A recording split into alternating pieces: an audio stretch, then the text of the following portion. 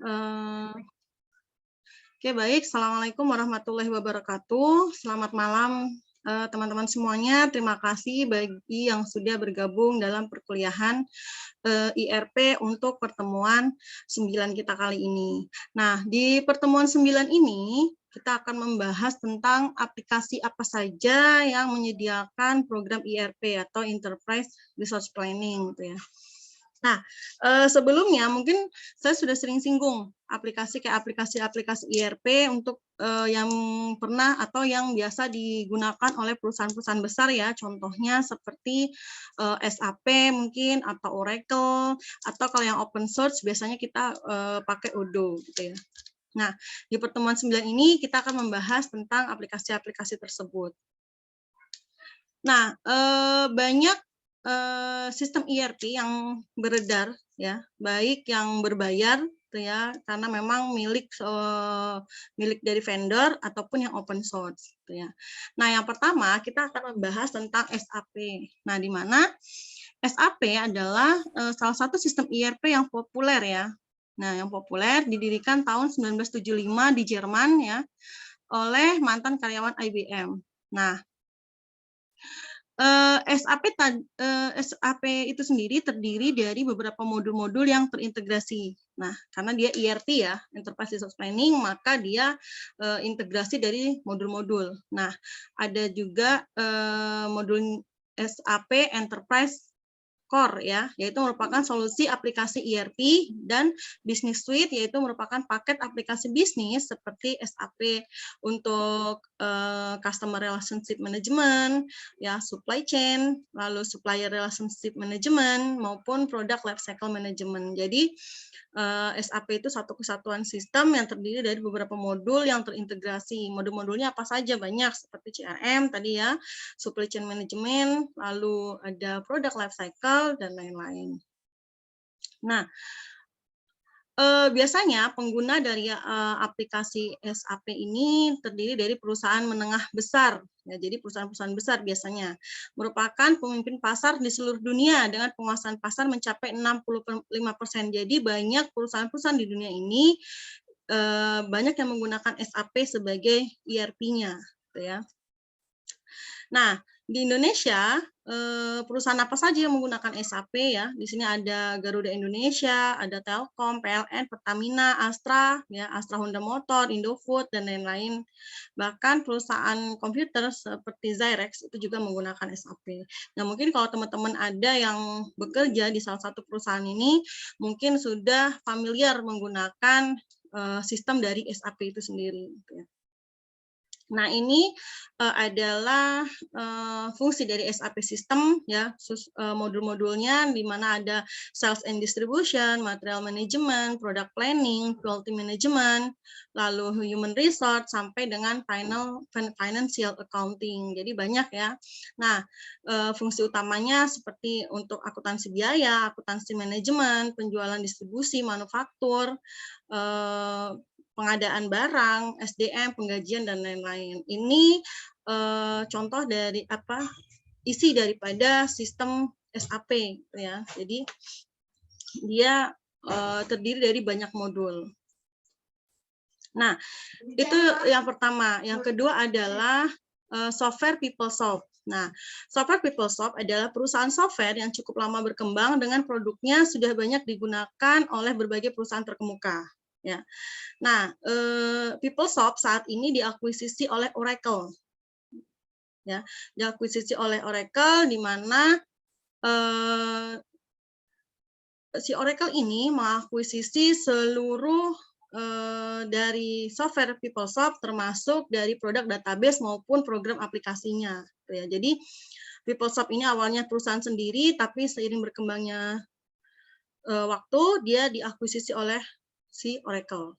Nah, apa saja produk pada PeopleSoft? Yang pertama adalah human resource, ada accounting and control terdiri dari general ledger dan lain-lain ya, accounting, lalu treasury management, material, supply chains, enterprise performance management, procurement, dan lain-lain.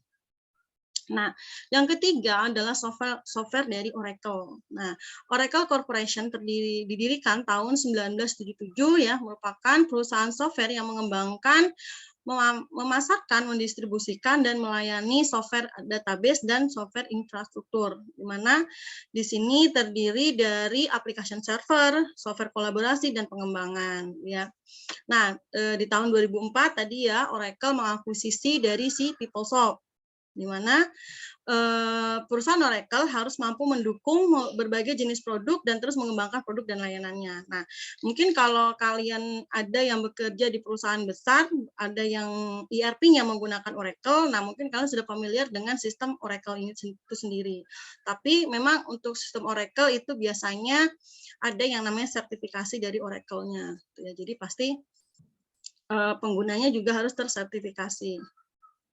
Nah, ada juga di sini Oracle terdiri dari Oracle Business Suite ya, yang terdiri dari pertama adalah finansial. Nah, di bagian finansial dari Oracle dia memiliki modul planning, modul analisis, modul konsolidasi, modul expenditure management, billing, cash management, asset management, dan lain-lain. Ini bagian dari financial bisnisnya dari Oracle. Nah, sedangkan dari modul supply chain management, dia terdiri dari strategic procurement untuk pemasok, ya, non-production, strategic sourcing, katalog management, dan lain-lain.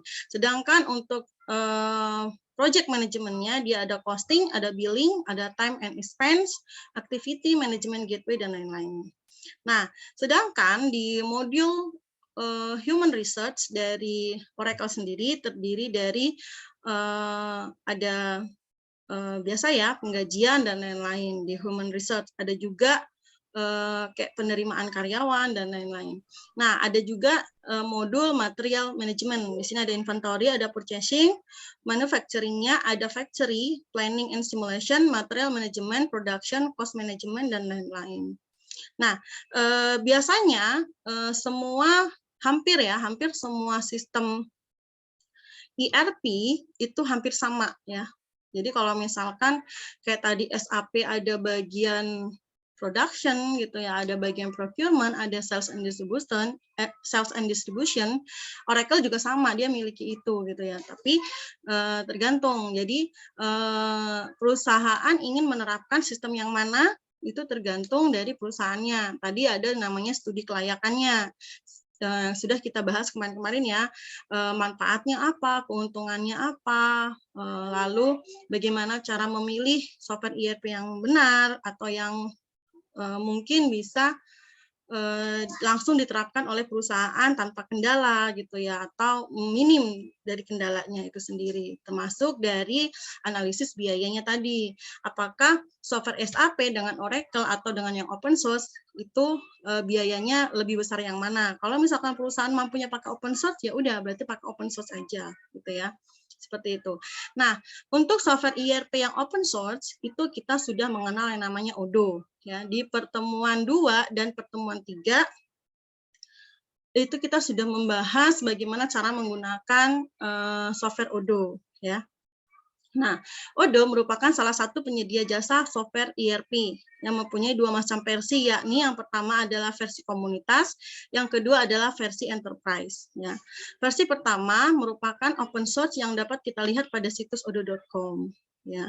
Nah, versi yang kedua yang eksklusif yang dapat dilihat pada situs Odoo tersebut, software ini menyediakan software yang lebih komplit, ya pastinya open source bagi penggunanya dalam kegiatan bisnis. Jadi yang kemarin kita gunakan itu kita pakai yang namanya odoo.com ya, yang versi open source-nya yang untuk community ya, jadi siapa aja boleh pakai gitu ya. Nah, itu bisa kalian kunjungi di www.odoo.com. Nah, kalau kemarin kalian memperhatikan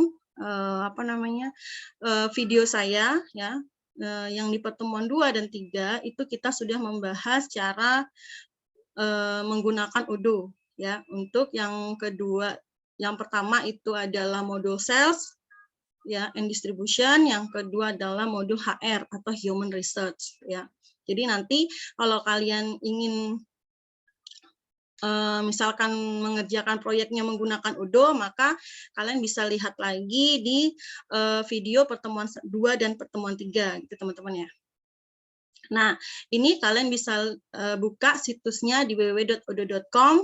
Yang bagian trial ya, pilih misalkan ini bagian human resource dan pilih recruitment. Nah, kalau misalkan kalian kemarin nggak sempat coba, di sini ada step by step-nya, tapi ini kalian harus sebelum milih bagian human resource, ini kalian harus lakukan pendaftaran account terlebih dahulu atau pendaftaran akun ya.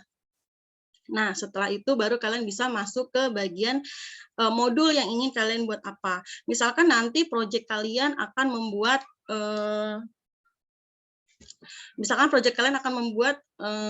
penggajian gitu ya. Maka kalian masuk ke bagian human research gitu ya. Atau misalkan nanti proyek kalian adalah kalian akan membahas sales atau penjualan gitu ya, atau misalkan kalian membahas inventory, maka kalian cukup memilih bagian yang ingin kalian bahas saja diinstal, karena di sini di bagian Odoo, kalau kalian misalkan ini tidak semuanya ada ya, kayak misalkan ini hanya ada employee recruitment, kayak modul sales, modul procurement, modul inventory, modul project management dan lain-lain itu tidak ada. Kenapa? Karena masing-masing account ya itu menunya di sini modulnya yang terdaftar hanya modul yang kita lakukan instalasi saja gitu. Jadi nanti kalau misalkan kalian mau ngambil inventory, maka kalian instalasi inventory-nya saja. Kalau misalkan kalian mau ngambil sales gitu ya, modul sales, maka kalian install modul sales-nya gitu. Jadi masing-masing akun ini akan disesuaikan dengan kebutuhan gitu ya. Kebutuhan kalian mau menggunakan, kalian ingin membuat project apa gitu ya. Nah, berikutnya ini tampilan dashboard contohnya. Nah, ini tadi kalau kalian pilih human resource. Mohon maaf ya, ini jaringan saya agak unstable nih. Oke, saya lanjut ya. Nah, tadi kan kalau kalian pilih human research, maka di bagian dashboard human research akan ada tampilan modul-modul yang ada di bagian human research, misalkan ada karyawan, ada perekrutan, aplikasi, dan lain-lain. Nah, kalau misalkan kalian pilih bagian jadwal rekrutmen, maka nanti di sini akan tampil menu untuk penjadwalan lamaran kerjanya atau rekrutmennya, gitu ya. Baru nanti pilih modul rekrutmen seperti ini, misalkan kalian membutuhkan seorang analis sistem, karyawan barunya 1 gitu ya, dan lain-lain. Nah, ini untuk contoh modul sales and distribution ya pada jurnal studi kasus Baba Rafli. Jadi di sini, jadi nanti kalau kalian misalkan kalian nih melakukan project untuk UAS gitu ya, kalian misalkan bikin modul sales and distribution gitu ya. Kalau misalkan nanti langkah-langkah kalian sesuai pada modul ERP-nya gitu, nanti akan kita usahakan untuk terbit jurnalnya. Jadi di sini ini contoh di sini dia membuat modul sales and distribution pada Baba Rafli gitu ya. Ini kayak misalkan toko gitu ya, atau penjualan di ini seperti kayak penjualan makanan gitu ya di Baba Rafli. Nah, ini terbit di jurnal Polstri ya, Politeknik Sriwijaya. Tuh, nah di sini. Nah, ini bisa juga diterbitkan gitu. Kenapa? Karena tadi kalian membuat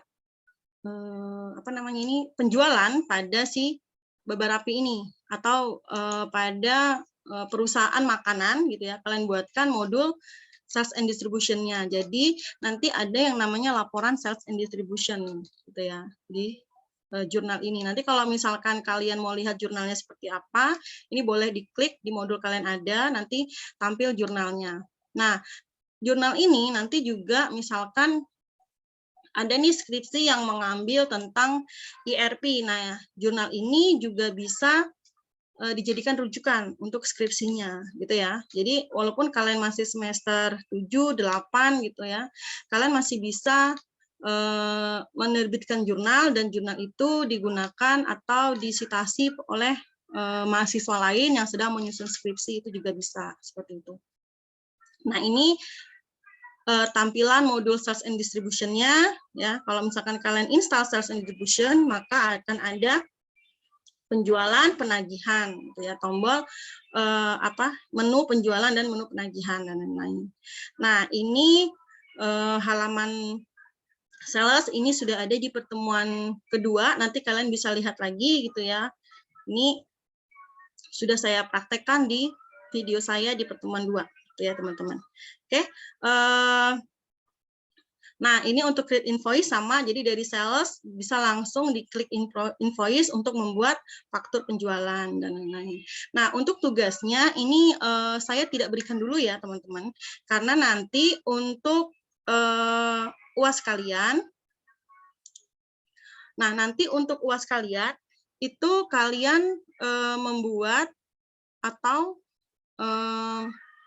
menganalisis kasus di sebuah perusahaan, boleh riset secara langsung maupun secara online gitu ya.